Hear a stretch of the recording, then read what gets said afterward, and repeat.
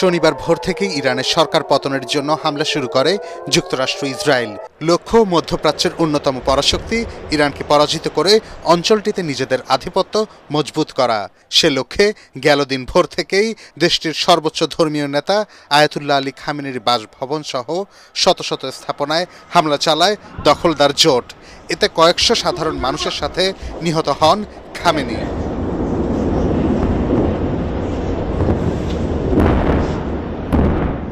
রোববার সকালে বার্তা সংস্থা তাসমিন, ফার্স নিউজ সহ ইরানের সরকারি বেসরকারি সব সংবাদ মাধ্যম নিশ্চিত করে খামেনির মৃত্যুর তথ্য। সাথে মারা গেছেন তার মেয়ে, জামাতা ও নাতি। খামেনির মৃত্যুর পর আপৎকালীন সময়ে তার দায়িত্ব পালন করবেন দেশটির প্রেসিডেন্ট, বিচার বিভাগ প্রধান ও একজন আইনবিদ। এর আগে খামেনির মৃত্যুর খবর নিশ্চিত করে সামাজিক যোগাযোগ মাধ্যমে ডোনাল্ড ট্রাম্প লেখেন, ইতিহাসের অন্যতম নিকৃষ্ট ব্যক্তি খামেনি মারা গেছেন। একই সাথে সর্বোচ্চ নেতার স্থলাভিষিক্ত কাকে করতে চান সে সম্পর্কে ভালো ধারণা আছে বলেও উল্লেখ করেন তিনি। এদিকে ইরানের শেষ সুলতানের নির্বাসিত ছেলে ও দেশটির মসনদে বসতে চাওয়া রেজা পাহলভি ট্রাম্পকে ধন্যবাদ জানিয়েছেন।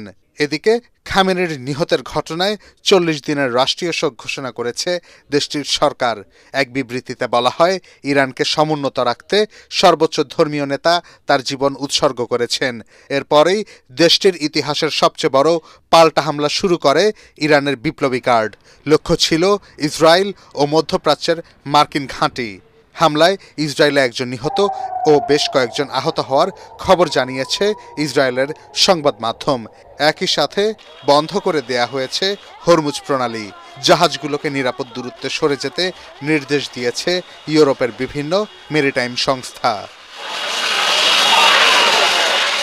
তবে সকাল থেকেই ইরানের যুদ্ধ বিমান দিয়ে হামলা চালিয়ে যাচ্ছে ইসরায়েল। লক্ষ্য দেশটির আকাশ প্রতিরক্ষা ব্যবস্থা ও সামরিক স্থাপনা। তবে এসব হামলায় বেসামরিক নাগরিকই নিহতের খবরই বেশি আসছে। ইরানে আগ্রাসন শুরুর পর বিশ্ব নেতাসহ মুসলিম দেশগুলো শান্তি আলোচনার আহ্বান জানালেও মূলত সেগুলো কেবল বিবৃতি হিসেবেই তোলা রইল ইতিহাসের পাতায়।